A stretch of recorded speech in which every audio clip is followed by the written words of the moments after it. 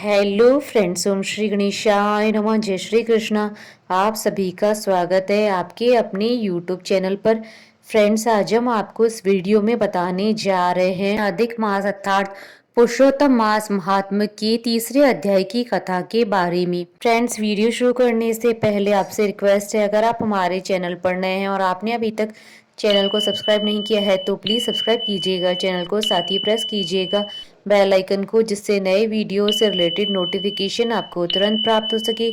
और वीडियो पसंद आने पर वीडियो को लाइक और शेयर जरूर कीजिएगा ताकि सभी भक्तों को इस वीडियो का लाभ प्राप्त हो सके। और कमेंट बॉक्स में जय श्री कृष्णा जरूर लिखिएगा।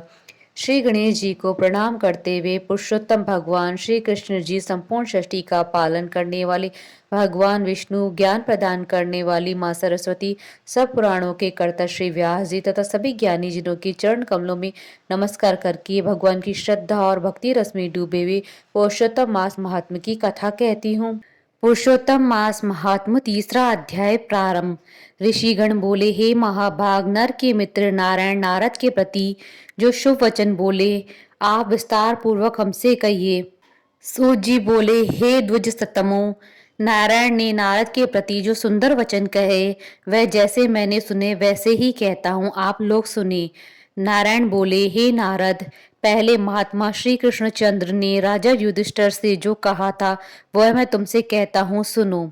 एक समय धार्मिक राजा अजातशत्रु युधिष्ठिर छल प्रिय धृतराष्ट्र के दुष्ट पुत्रों द्वारा द्रुत क्रीड़ा में हार गए। सबके देखते देखते अग्नि से उत्पन्न हुई धर्मपरायणा द्रौपदी के बालों को पकड़कर दुष्ट दुशासन ने खींचा और खींचने के बाद उसके वस्त्र उतारने लगा। तब भगवान कृष्ण ने उसकी रक्षा की। पीछे पांडव राज्य को त्याग काम्यक वन को चले गए। वहां अत्यंत कलेश युक्त वे वन के फलों को खाकर जीवन बिताने लगे।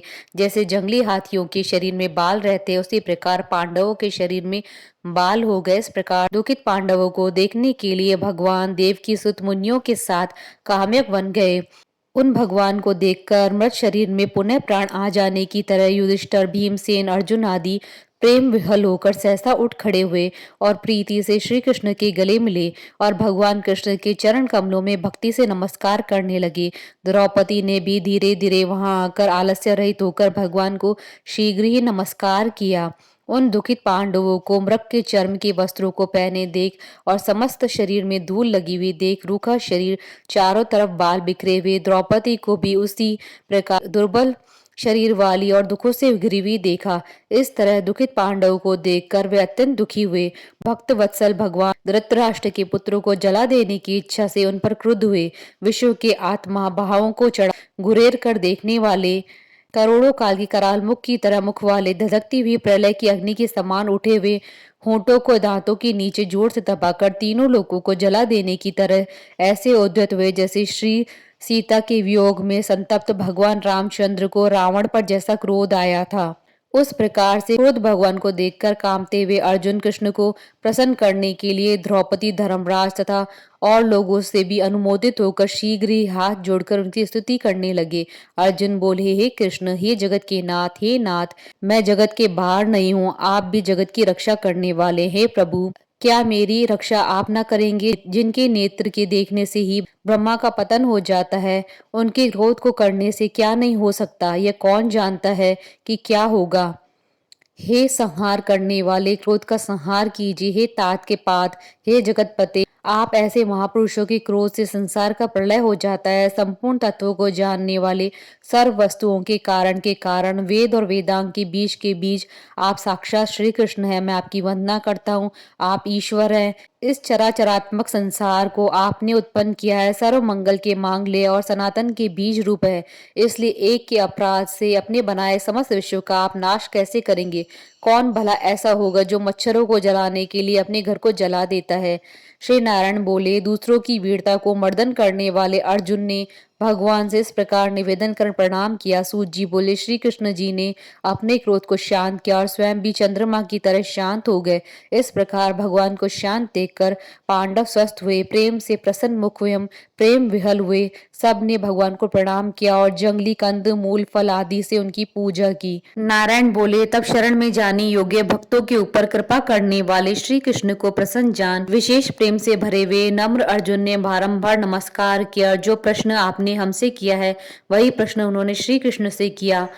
इस प्रकार अर्जुन का प्रश्न सुनकर श्री कृष्ण क्षण मात्र मन से संकोच कर अपने सहोदर पांडवों को और व्रत को धारण की हुई द्रौपदी को आश्वासन देते हुए वक्ताओं में श्रेष्ठ श्री कृष्ण पांडवों से हितकर वचन बोले।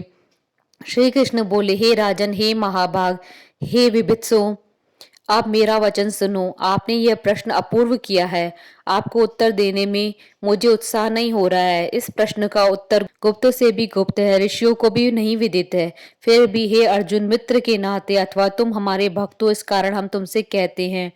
हे सुव्रत, वह जो उत्तर है वह अति उग्र है, अतः क्रम से सुनो। चैत्रादि जो 12 मास निमेष महीने के दोनों पक्ष, घड़ियां, पहर, त्रिप्रहर, 6 ऋतुएं, मुहूर्त, दक्षिणायन और उत्तरायण, वर्ष, चारों युग, इसी प्रकार परार्ध तक जो काल सब, और नदी, समुद्र, तालाब, कुएं, बावली, गड़ैया, सोते, लता, औषधियों, वृक्ष, बांस आदि पेड़, वन की औषधियां, नगर, गांव, पर्वत, पुरिया, ये सब मूर्ति वाले हैं और अपने गुणों से पूजे जाते हैं। इनमें से कोई भी अपूर्व व्यक्ति नहीं है जो अपने अधिष्ठात्र देवता के बिना रहता हो। अपने अपने अधिकार में पूजे जाने वाले यह सभी फल को देने वाले हैं। अपने अपने अधिष्ठात्र देवता की योग्य के महात्म से सब सौभाग्यवान हैं। हे पांडु नंदन, एक समय अधिक मास उत्पन्न हुआ। उस उत्पन्न हुए असहाय निंदित मास को सब लोग बोले कि यह मलमास सूर्य संक्रांति से रहित है, अतः पूजने योग्य नहीं है। यह मास मल रूप होने से छूने योग्य नहीं है, शुभ कर्मों में अग्राह्य है। इस प्रकार के वचनों को लोगों के मुख से सुनकर यह मास निरुद्योग, प्रभा रहित, दुख से घिरा हुआ, अति खिन्न मन, चिंता से ही ग्रस्त मन होकर व्यथित हृदय से मरणासन की तरह हो गया। फिर वह धैर्य धारण कर मेरी शरण में आया। हे नर, वैकुंठ भवन में जहाँ मैं रहता था वहां पहुंचा और मेरे घर में आकर मुझ परम पुरुषोत्तम को इसने देखा। उस समय अमूल्य रत्नों से जटित सुवर्ण के सिंहासन पर बैठे मुझको देखकर यह भूमि पर साष्टांग दंडवत कर हाथ जोड़कर नेत्रों से बारंबार आंसू की धारा बहाता हुआ धैर्य धारण कर गदगद वाणी से बोला। सूत जी बोले, इस प्रकार महामुनि बद्रीनाथ कथा कहकर चुप हो गए। तब नारायण के मुख से कथा सुन भक्तों के ऊपर दया करने वाले नारद मुनि पुनः बोले। नारद बोले, इस प्रकार अपनी पूर्ण कला से विराजमान भगवान विष्णु के निर्मल भवन में जाकर भक्ति द्वारा मिलने वाले, जगत के पापों को दूर करने वाले, योगियों को भी शीघ्र न मिलने वाले, जगत को अभय दान देने वाले ब्रह्म रूप मुकुंद जहाँ पर थे उनके चरण कमलों की शरण में आया। वह अधिक मास क्या बोला। इति श्री बृहद नारद पुराणीय पुरुषोत्तम मास तृतीय अध्याय संपूर्ण। बोलिए भगवान श्री विष्णु जी की जय, सनातन धर्म की जय। हमारे साथ इस वीडियो में अंत तक बने रहने के लिए आपका धन्यवाद। ओम श्री गणेशाय नमः। जय श्री कृष्ण।